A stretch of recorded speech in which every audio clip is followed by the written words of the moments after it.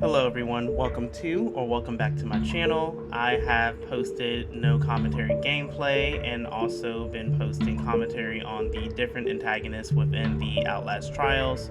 This video is going to be on the shorter end. I will be covering the picture within the Outlast trials, from the physical appearance, the little bit of information that we do have for a backstory, his personality within the trial, and just some random trivia at the end. If this video does interest you, stick around as I'm going to dive into who exactly is the pitcher within the Outlast trials. I shall deliver your punishment. Suckers, you think you can break me like that? With an animal carcass? Is that you, Sweet Pea?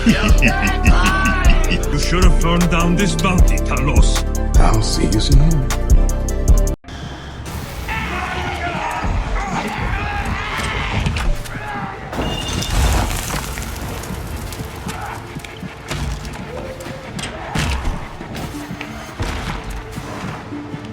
Starting off with the physical appearance as usual, so the pitcher dressed in a blooded blue work pants and brown boots.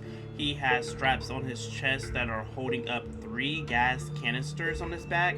On his right hand, he wears a long, dark leather glove, and on his left hand, he has a shorter leather glove with metal digits that allows him to create the fire by snapping his fingers. He wears a metallic full-face mask with a nozzle apparatus on his mouth that allows him to breathe fire, which is actually connected to a tube to his canisters. He has black dreadlocks and veins all over his body that are very pronounced from the burns, and he wears 4 Molotov bottles on his waist, and he is seen carrying one when he walks out of the gate.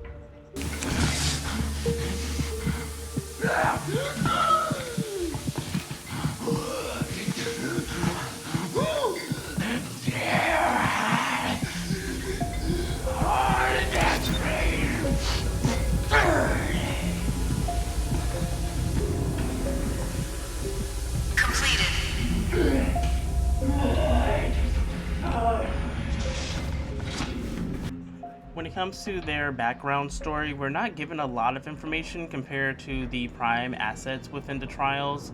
Within the XPOP's classification files, we do learn the pitchers are military servicemen that turn pyromaniacs, and they develop an extreme obsession with the use of napalm and also other incendiary technologies in war, especially during World War II and the Korean War, and they are responsible for causing thousands of civilians' deaths during the war, viewing themselves as shamans to a pagan god of fire.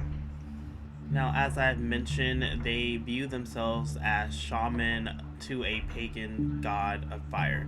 Now, the pitchers see military's scientific advancements and the thermal weaponry, which includes flamethrowers and bombings, and they use that as the evidence of the deity existing. Now, Murkoff's staff has instructed them to craft their own Molotov cocktails, and the pitchers cannot speak as they damage their larynx from ingesting too much gasoline.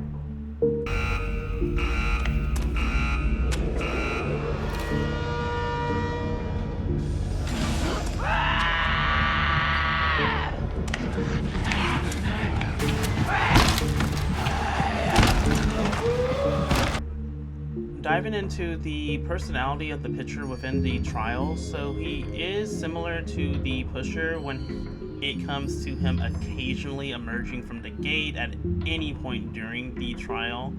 You can detect his presence because he either has a glow coming from the Molotov fire or his enthusiastic wailing as he exits the gate.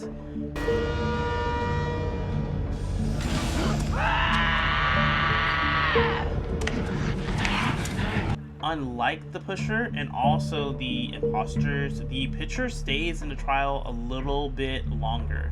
Kind of similar to when you're playing a trial with Jaeger, he sticks around for a little bit. He's exactly the same. He sticks around a little bit and you basically just have to be patient, because he loves to be stationary by things that you need to do. You may need to push a cart, you may need to get a key from a body, whatever the case may be.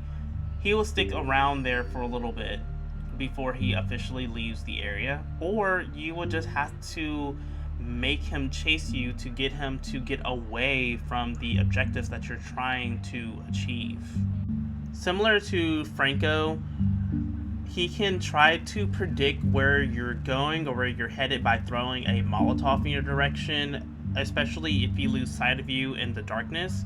If he hasn't lost sight of you, what he'll do is he'll throw the Molotov cocktail at you, which will actually stun you for a little bit and create a temporary fire. You know how quick Franco is to turn around and be trigger happy. The pitcher is the same thing. If he hears a noise, he will quickly turn around and he will throw the Molotov in the direction of the noise, whether you're actually there or not. When you are playing within the trials with the pitcher present, you got to be very strategic when it comes to throwing objects, because you do have the risk of being caught in the flames or at least stunned by the bottle that he throws. The best thing to do is to wait for him to throw the Molotov and potentially dodge it, and then you use that opportunity to throw an item at him as he's starting to reload. As I mentioned earlier, he's similar to Franco. Franco has to reload his weapon whenever he uses it. So the pitcher, as soon as he throws a Molotov, he has to get another one prepared to throw at you. So if you dodge it as he's preparing for the next one, that's your golden opportunity to throw an item at him so you can at least escape. Now, if he is in close range to you, he will use the nozzle as a flamethrower, which will actually do significant damage to you. Honestly, in any scenario, make sure that you are keeping your distance away from the pitcher, because if you are at least in a long range away from him, you have a higher chance of surviving compared to being very, very close to a pyromaniac.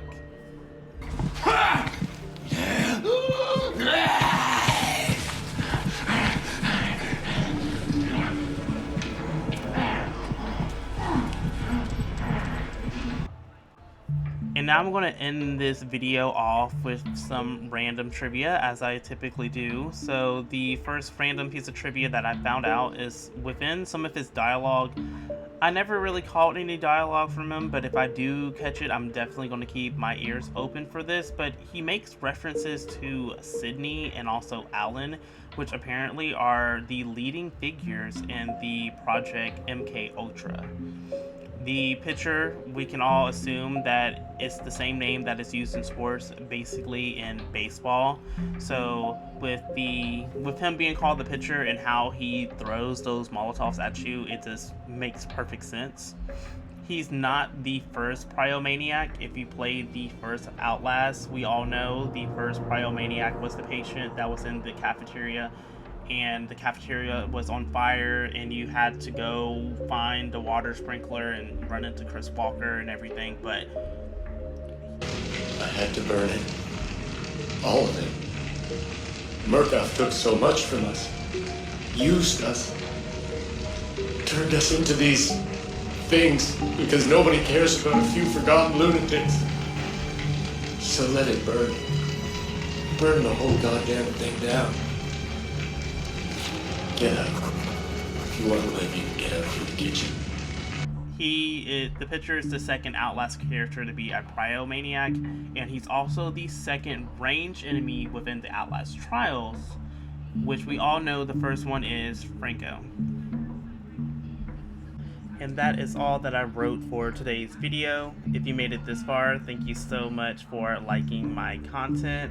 If you enjoyed my content, give me a huge thumbs up, subscribe to my channel. I still have a few antagonists to touch base on within the Outlast trials. I may end up putting a lot of them into the same video before I start going into some of the protagonists within the Outlast trials. And I'll have Dr. Easterman as the last video to do. And And again, if you're actively playing the Outlast trials, good luck on your therapy, and I'll see you next time. This is a little extra.